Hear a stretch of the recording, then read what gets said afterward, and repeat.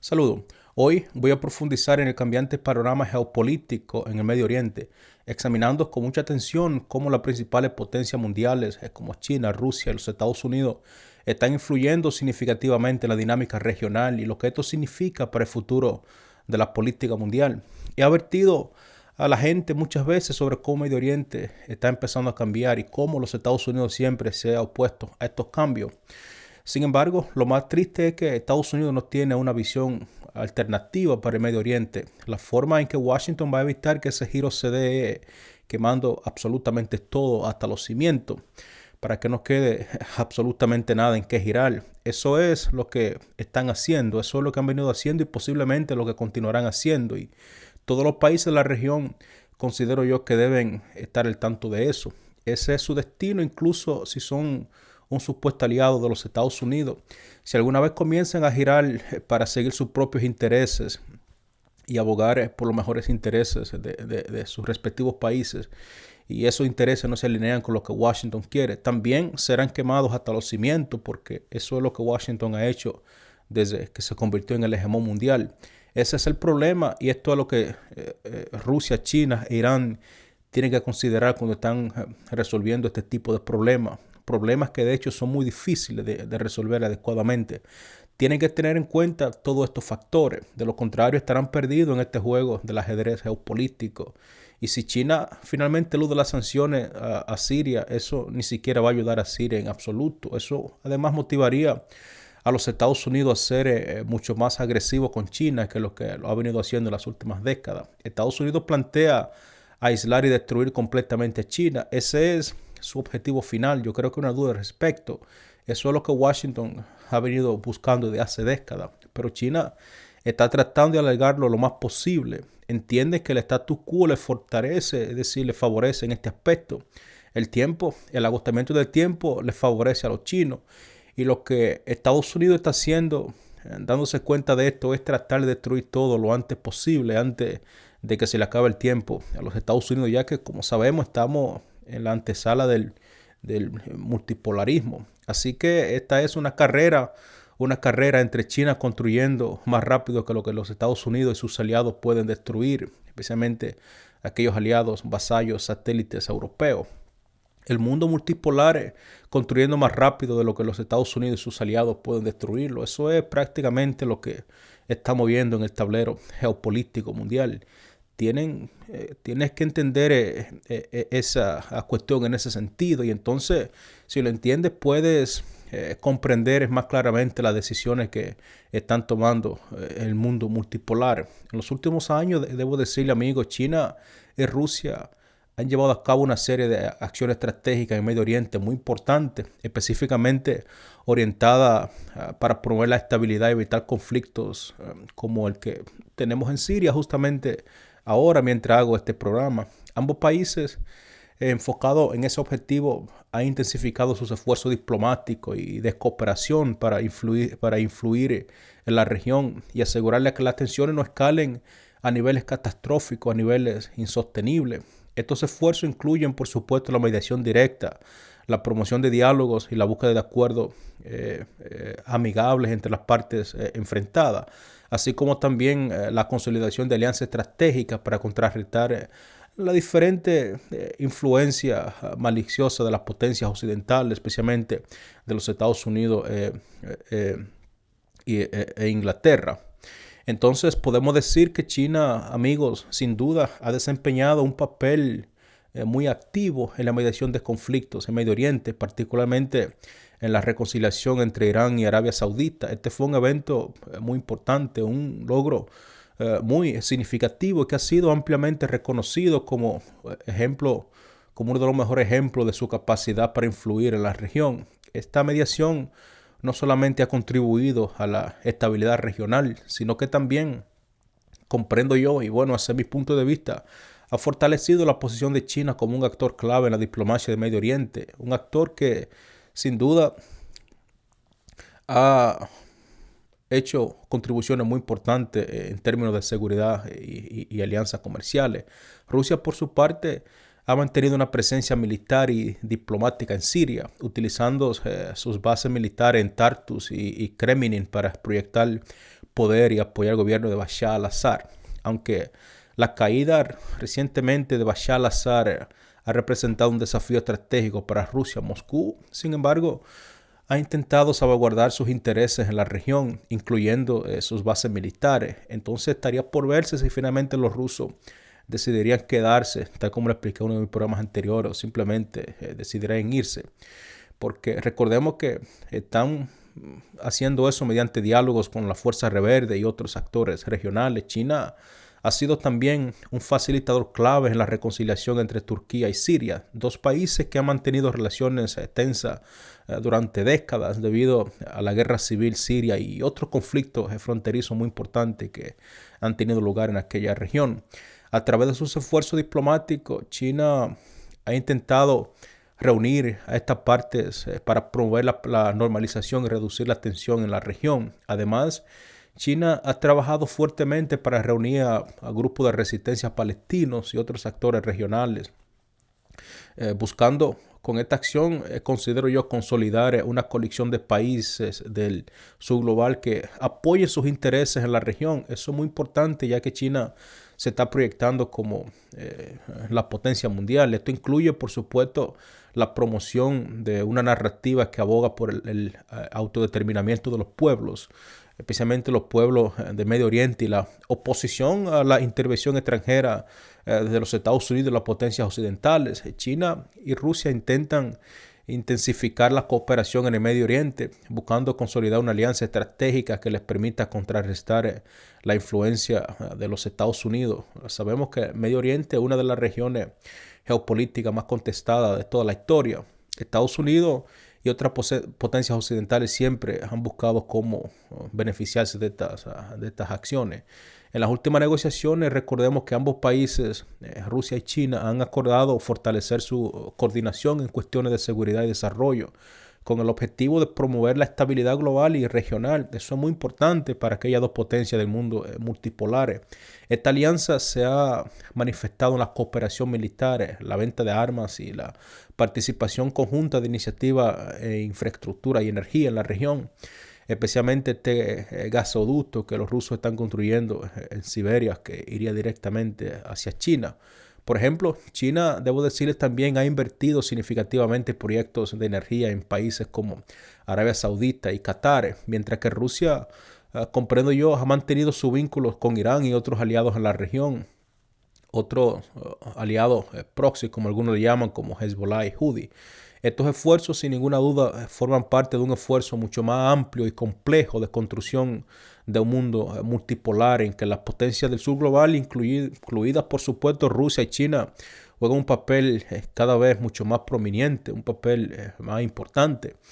Y tenemos que incluir, por supuesto, a Irán. Muchas personas de todo el mundo critica a Irán por no eliminar a Israel con sus capacidades misilísticas, pero al mismo tiempo Irán tiene que vivir en la región. Irán también, recordemos que está tratando de ser parte de este mundo mucho más grande que este mundo multipolar, de ser un punto focal en este mundo multipolar. Y si está en conflictos armados total, en una guerra total con Israel que posiblemente involucre a los Estados Unidos, entonces ese proyecto se arruina por completo. Y los iraníes son muy inteligentes. Yo creo que por eso es que ellos no han actuado de esa forma de desesperación. Ese proyecto ya es bastante frágil debido también a las sanciones. Resulta que Irán tiene mucho más ventaja en, digamos, Siria, en poder eludir las sanciones geográficamente en otros factores, pero el punto aquí, comprendo yo, es que creo que la gente, cuando ve algo como lo que pasa en Siria, ve un evento increíblemente devastador que deja sin aliento a la resistencia contra la agresión israelí y la agresión estadounidense, la agresión de Occidente colectivo. Pero también aquellas personas que piensan de esta forma ven esto como que, bueno, Siria ha caído, Irán entonces sería el próximo. Definitivamente yo creo que eso es lo que piensa la gente, de que Irán sería el próximo, que Irán finalmente caería bajo los pies de Israel. Y luego Rusia y luego China, todo va a pasar según esta persona. Y solo quiero decirle que la gente debe frenarse un poco y entender un poquito mejor esta situación geopolítica, porque no podemos caer en esta falsedad. Incluso la historia reciente, cuando ocurre un evento que no es favorable para las causas del multipolarismo, a veces ocurren eventos paralelamente que son favorables. Esto es lo que trato de impresionar a las personas, que esto es simplemente una batalla dentro de una guerra mucho más amplia. Solo piensa, digamos, en la Segunda Guerra Mundial.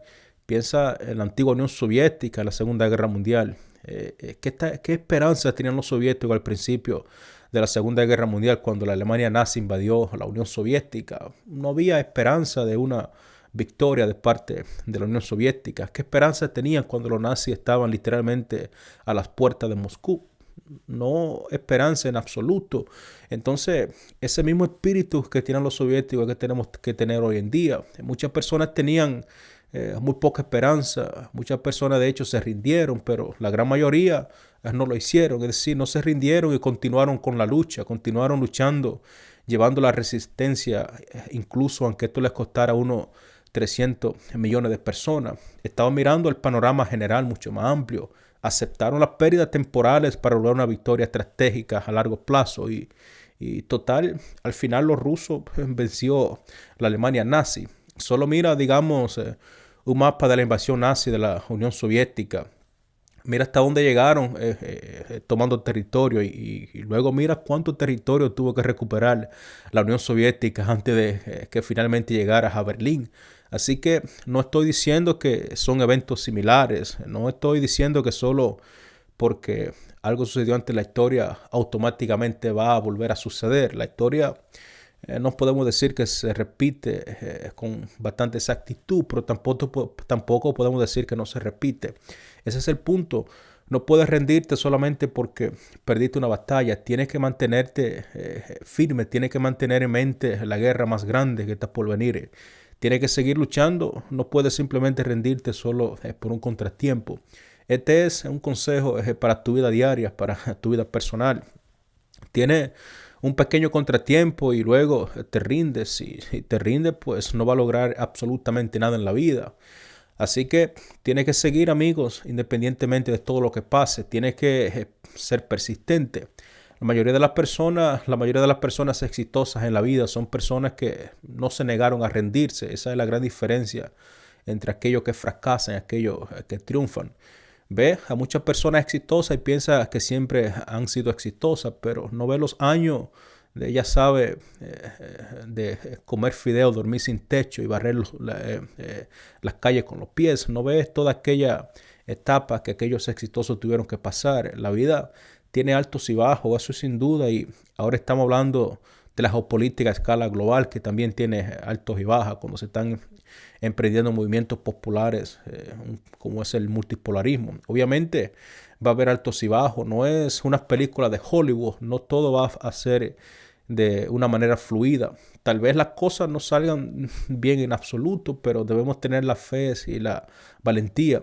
Es por eso que quienes luchan aún más en la vida real son los que realmente terminan triunfando. Y me parece que lo que la gente está viendo con Rusia y China en particular, ahora con Irán, es que Irán está en una posición muy vulnerable en este momento, pero su líder supremo ha dicho en múltiples ocasiones, con mucha confianza, que no solamente continuará resistiendo, sino que cree que la resistencia en su totalidad continuará, especialmente en el caso de Siria. Él tiene una fe constante de que la juventud finalmente podrá contrarrestar este dominio terrorista. Y en primer lugar, yo le creo porque eso es lo que dice la historia. En primer lugar, solo porque haya grandes reverses no significa que todo se haya caído y que todos se asusten y decidan que ya no hay más sentido para seguir luchando y van a dejar que la bota israelíes y la bota de los HTS, la bota de los Estados Unidos, se quede sobre sus cuellos. No tendríamos un mundo multipolar, no tendríamos tampoco la historia que tenemos respecto de la guerra fallida que los Estados Unidos han enfrentado en diversas partes del mundo. Por ejemplo, la guerra fallida en Irak, porque si dejemos que la bota de los Estados Unidos se quede en nuestros cuellos, nunca vamos a tener libertades. Pero incluso en un sentido mucho más amplio, cuando se trata de las grandes potencias como Rusia y China, estas potencias ven los reverses no solamente como una especie de emergencia que tiene que ser apagada con agua, sino como un momento crucial de su historia que requiere una respuesta alineada con la visión a largo plazo, porque en estas circunstancias los líderes no pueden actuar con una visión en dirección a una visión a corto plazo. Y la gente no siempre va a estar contento con eso. Eso es muy importante mencionarlo porque significa tomar pasos que aparentemente no son lo suficientemente agresivos o quizás no son lo suficiente para rectificar la situación, pero seamos honestos, Siria no era una situación que se pudiera rectificar, estaba todo absolutamente perdido y si lo hubiera sido, no habría caído tan rápido como sucedió. Y voy a sentarme aquí no a criticar al gobierno de Bashar al-Assad, porque en mi opinión, el gobierno sirio de Bashar al-Assad resistió durante años aquello gran enfrentamiento de los Estados Unidos con mucha valentía. Es decir, él sobrevivió todos aquellos enfrentamientos de la Unión Soviética, perdón, de la Unión Europea Occidente Colectivo, pero es bastante claro que en los últimos años parece que algo internamente estaba sucediendo muy mal en Siria. Externamente también había presión constante que podrían haber precipitado lo que sucedió en Siria. Así que Rusia y China van a mirar eso y decir, bueno, necesitamos continuar en el camino que nos hemos trazado, ya sea que Siria exista como Estado o nación libre o independiente con Bashar al-Assad o que simplemente exista con el HTS como un país terrorista. No es para reducir esto simplemente a un juego de mesa, pero si piensas en el juego de ajedrez, no vas a terminar el juego con todas las piezas que empieza. Tiene que sacrificar ciertas piezas. Es simplemente la realidad del juego y la geopolítica, perdón, también es una realidad. Ahora bien, si estás perdiendo estas piezas después de considerar cuidadosamente cómo va a ganar el juego en general, entonces tiene sentido. Y si no lo hace en vano, entonces la cuestión sería justificada. Y para la pérdida de Siria no es un momento de golpearse el pecho ni de arrancarse el pelo, es simplemente un momento para aprender de los posibles errores que pudieron haber llevado a ese desenlace. Es una advertencia contra la competencia y un pulso para la lucha más fuerte. Luchar más fuerte con determinación donde se pueda, aceptar también donde se pueda aquella derrota y aceptar los éxitos donde se puedan. Esta es la lección que aprendí sobre este colapso de Siria. Así que como en el ajedrez, si vas a perder una pieza, hazlo solamente por una razón y piensa en el panorama general, en la victoria final que intenta lograr. No podemos actuar como niños, como aquellos niños pequeños cuando están jugando con sus padres. Cuando pierden una pieza, se molestan muchísimo y pierden todo el control y de inmediato tratan de recuperar la pieza, a veces por la fuerza, tomando decisiones que no son las más inteligentes. Usualmente eso lo lleva a caer en una trampa y perder el juego, y eso es lo que la gente advierte cuando dice no pongas tus emociones al frente de tus decisiones, no reacciones emocionalmente, piensa lógicamente, racionalmente. De esta forma puedes tomar decisiones estratégicas, porque estas son las cualidades que nos permiten mirar el panorama general. Piensa obviamente en lo que está tratando de hacer en general, y esa es la visión que los rusos y los chinos han tomado durante toda su historia. Así es como tenemos que abordar esto sin ninguna objeción.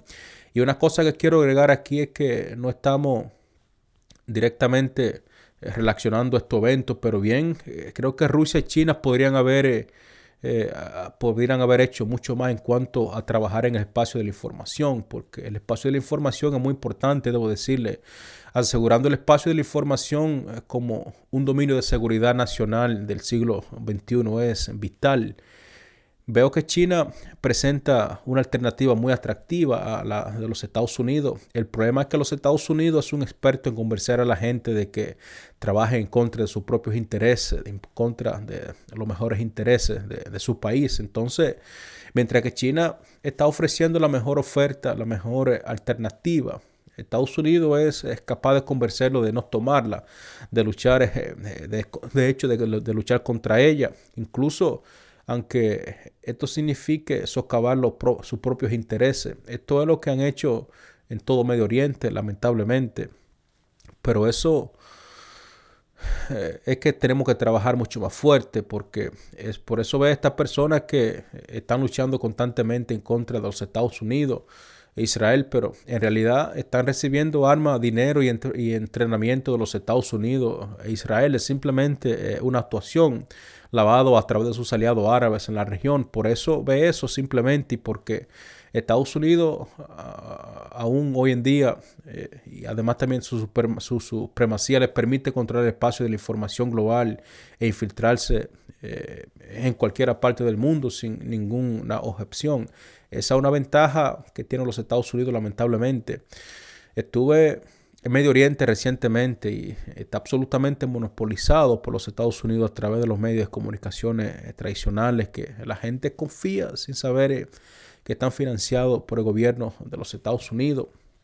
Infiltran el sistema educativo, el sistema político, el sistema social, el sistema de la salud. Se infiltran absolutamente en todo. Entonces, cuando te infiltra en esos espacios que crean los futuros periodistas, futuros políticos, futuros diplomáticos y médicos y futuros empresarios, y todas estas personas están alineadas con los intereses occidentales a expensas obviamente de tu propio interés. Entonces son señales de que tu país está cayendo en el abismo.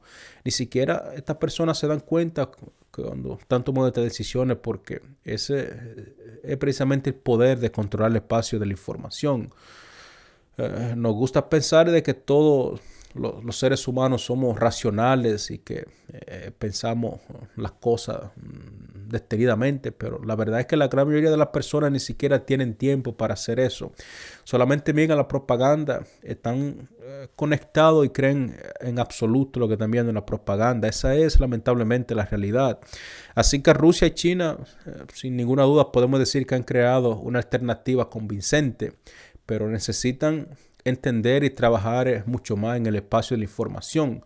Eso es vital. Eso les permitiría ayudar también a otras personas a que mejoren sus propios intereses en lugar de trabajar en contra de ellos, como en el caso de Indonesia y otros países como Ucrania. Pero mira, hablando de Ucrania, lo que pasó en Ucrania, un país se ha convertido en un país suicida por seguir los intereses de los Estados Unidos, y lo mismo pasa en Georgia desde 2013 hasta 2008, y ahora lo están tratando de hacer de nuevo. Entonces, ¿cómo lo logran? ¿Quién está detrás de estas protestas en las calles en Georgia en este momento? Sabemos que la Fundación Nacional para la Democracia, dirigida, supervisada y financiada por el Departamento de Estado de los Estados Unidos, quien está al frente de todo esto. Entonces, sabemos que los Estados Unidos utilizan estos métodos para llevar a cabo golpes de Estado, como lo han hecho, como lo hicieron perfectamente en Ucrania en 2014.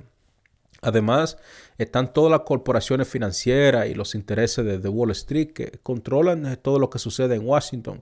Son parte del problema en Georgia, debo decirles. Creo que lo interesante de esto es que todo esto está interconectado de una u otra forma. El modelo de desarrollo global de China, espero, y no es un proceso rápido, debo decirles, pero espero que pueda por lo menos acelerar el proceso para que los países tal vez en una posición más débil que China puedan finalmente desarrollar sus propias capacidades, su propia infraestructura económica, que les permitan quizás por lo menos tener cierto control de su espacio de la información. Siento que si un país verdaderamente no protege su espacio de la información, es exactamente el mismo resultado que si simplemente dejara que un ejército entrara por tus fronteras, que permitiera que un ejército del enemigo entrara al país. El dominio de la información es sin duda el gran contrafuego de China, una herramienta increíblemente efectiva que ha mostrado tener capacidades maravillosas para proteger los mejores intereses de una nación. Su capacidad, considero yo, para interceptar, filtrar, combatir y protegerse contra la información o la desinformación de los Estados Unidos es clave para prevenir escenarios como los que ocurrieron en Siria o en países como Venezuela o Ucrania.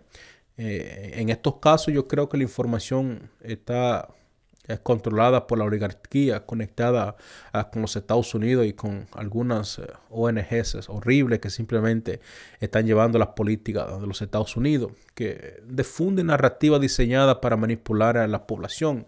Esto lleva en última instancia a que muchas personas apoyen movimientos que, lejos de buscar el bienestar del país, terminan contribuyendo en su propia destrucción. Estas fuerzas suelen a veces disfrazarse o camuflarse como pro-democráticos o pro-defensores de valores universales, pro-derechos humanos o pro-LGBT.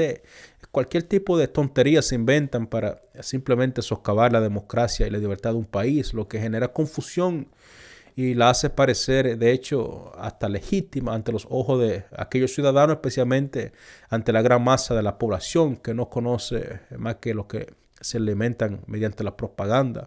La capacidad de China en este aspecto para protegerse de la desinformación, yo creo que convierte al país en un punto estratégico para el mundo multipolar, porque se protege en absoluto de la información proveniente de occidentes colectivos, la cual es extremadamente valiosa. Rusia, debido a las sanciones, ha podido también implementar sus propios modelos en ese sentido, pero la capacidad de proyectarla hacia afuera creo que depende de otros países como Siria, por ejemplo, porque recordemos que durante Bashar al-Assad, siendo lo suficientemente abiertos, los rusos pudieron proyectar poder más allá de su país, lo cual contribuyó muchísimo en la posición que Rusia ocupa hoy en día en el escenario global.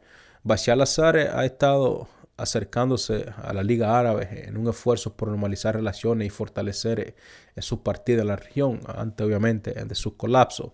Este acercamiento también coincidió con el incremento de los intercambios económicos entre Irán y la Liga Árabe, así como también como la dinámica de cooperación entre China y los países árabes en el ámbito económico. Fueron movimientos muy importantes que generaron diferentes preocupaciones en el mundo occidental. Todo esto es cierto, pero al mismo tiempo países como Siria o naciones más pequeñas como Nicaragua o otros países pequeños, creo que deberían observar esta tendencia y reflexionar con mucha atención y decir, bueno, ¿cómo podemos cooperar con China para adoptar y adaptar y crear un sistema que nos permite desarrollar nuestra estrategia o quizás estrategias similares a lo que los chinos tienen en esta área, que promueva el crecimiento económico, refuerce nuestra soberanía nacional? Este es un aspecto muy importante. Yo creo que los países que no quieren ser parte de este mundo unipolar deberían estar buscando. Será complicado porque estamos hablando de diferentes niveles de desarrollo y contexto. Países como Rusia y China tienen una de sus mayores fortalezas en su elevado nivel de soberanía, algo que la mayoría de las naciones o los países pequeños en este momento lamentablemente no tienen, lo que genera numerosos desafíos. Sin embargo, yo creo que es importante destacar el impacto de la información en situaciones como la que ocurrió en Siria. Recordemos que en Siria no se estaba llevando una guerra simplemente militar, se estaba llevando una guerra mediante la información. Por ejemplo, hubo narrativas en las diferentes redes sociales afirmando que el ejército árabe sirio había sido demoralizado. Esto nunca ocurrió, debo decirle. Por supuesto, había problemas más profundos en juego que simplemente las redes sociales, pero estas plataformas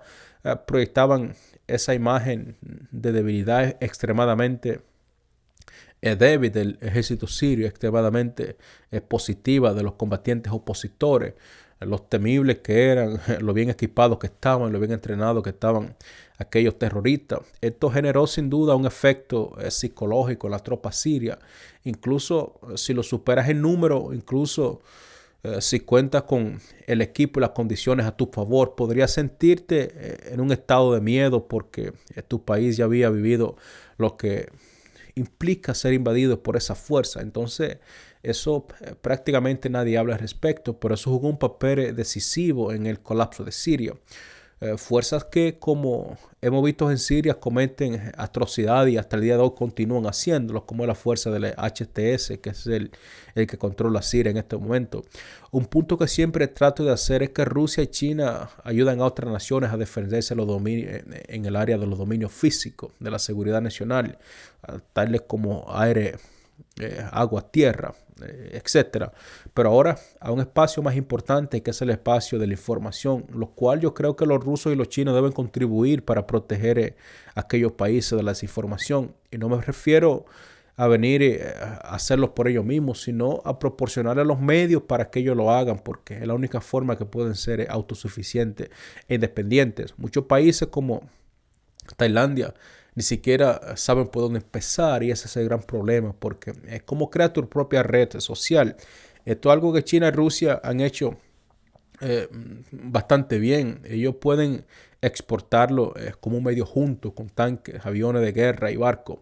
Pueden exportarlo como una solución a la alternativa que los Estados Unidos podría proveer en términos de espacio de la información. Entonces yo creo que sin duda Rusia puede trabajar duramente con los chinos para proteger aquellos países.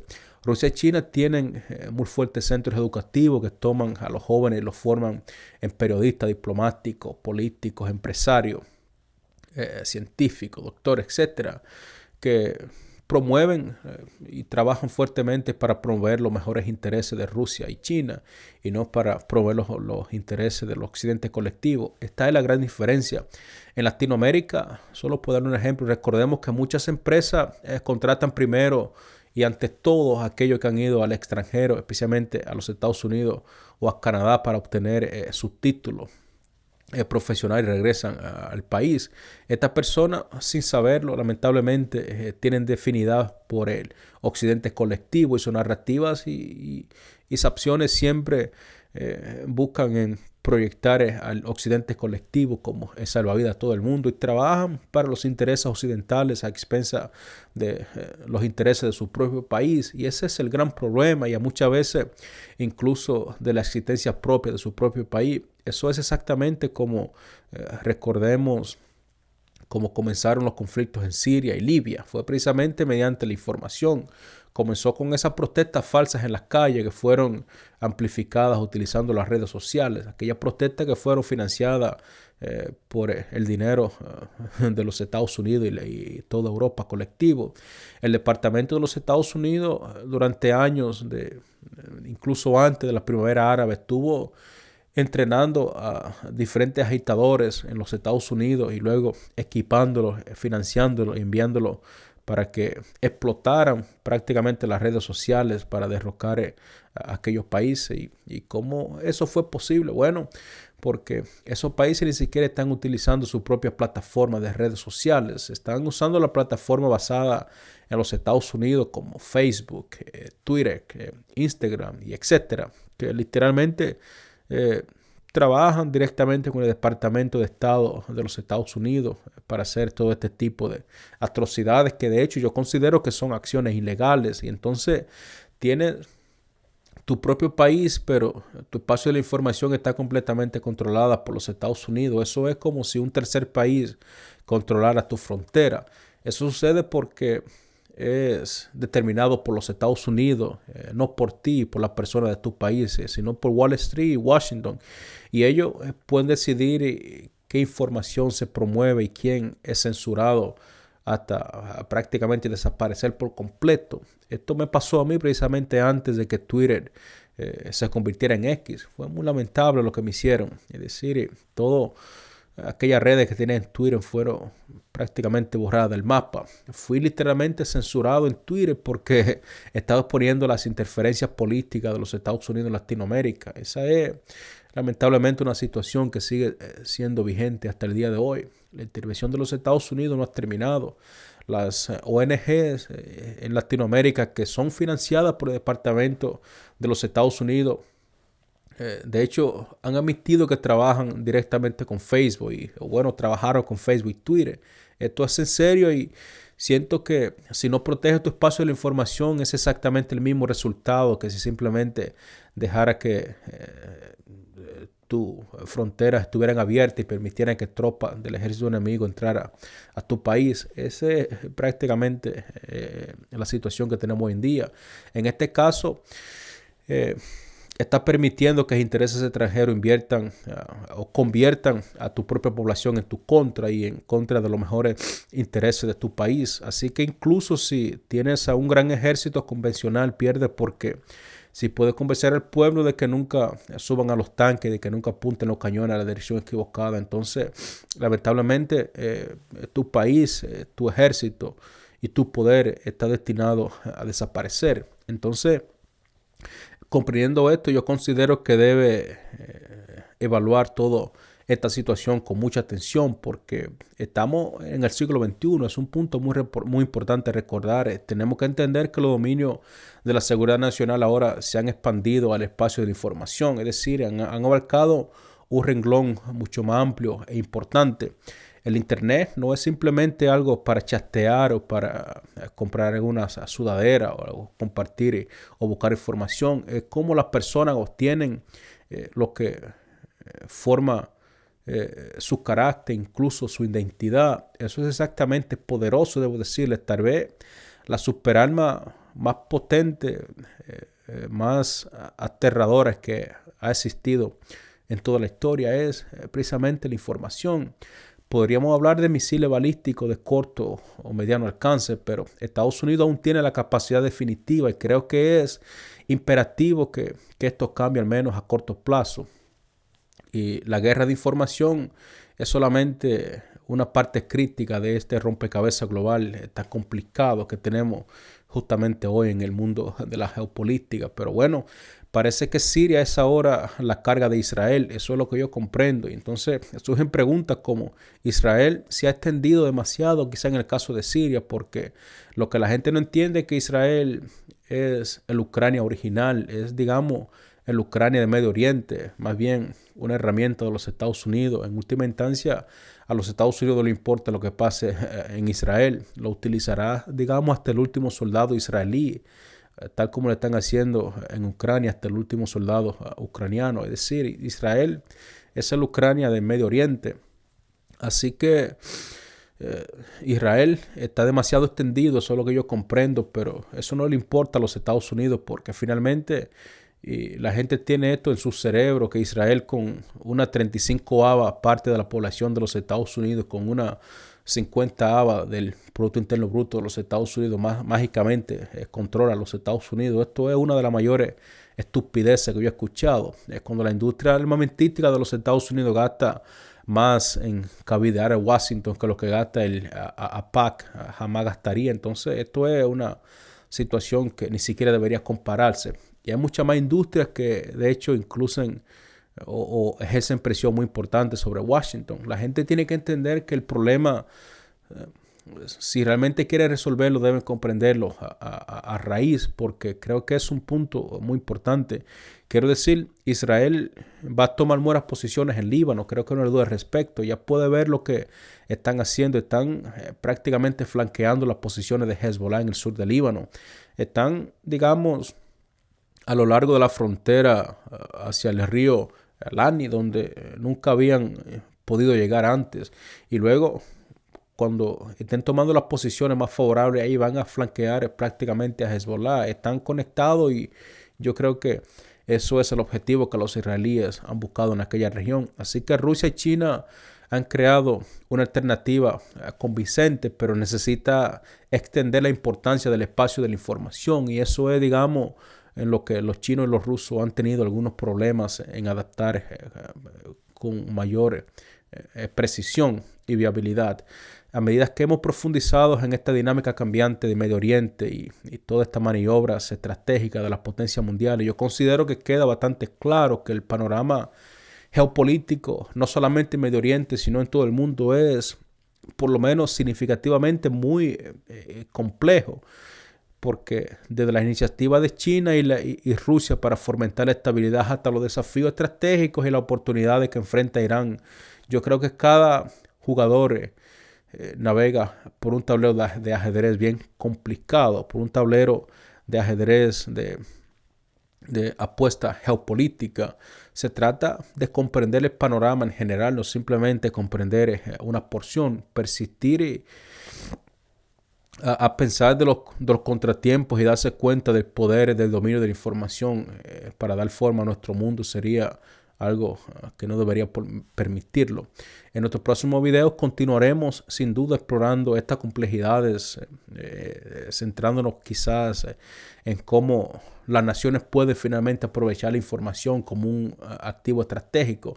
Si el debate de hoy, amigo, le ha resultado aclarecedor e importante, le invito a que por favor considere suscribirse, presionar la campana de notificación para que se una a nosotros en nuestra próxima exposición, donde continuamos evaluando estas estrategias mundiales que aquellas potencias han tomado, su compromiso y su pensamiento. Sin ninguna duda debo decirle que son cruciales e invaluables para nosotros, los cuales nos permiten juzgar cómo el mundo ha ido evolucionando frente a aquellos acontecimientos geopolíticos que sin duda están marcando la historia que estamos creando todos nosotros justamente hoy. Así que esto me lleva a la parte final de este programa de hoy. Espero verlo en el próximo programa, así que hasta la próxima.